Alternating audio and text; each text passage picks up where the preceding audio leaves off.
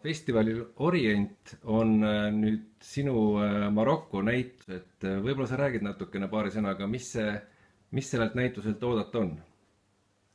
Nii, tegelikult ma kohe parandaks seda, et siin stuudios ma vähe maalin. Jah, mul on rohkem selline välistuudio, siis ma nimetaks seda siis ei, ma mõtlen, kas ma ikkagi julgen niiviisi nimetada, et Maroko ongi minu välistuudio, jah. Noh, peaaegu vastab tõele, jah. Kui tekib isu niiviisi endast välja elada ja värskes õhus maalida niiviisi, et kõik mind mõjutab, siis ma, jah, põgenen jällegi on halb sõna, lihtsalt võtan suuna Maroko poole, jah.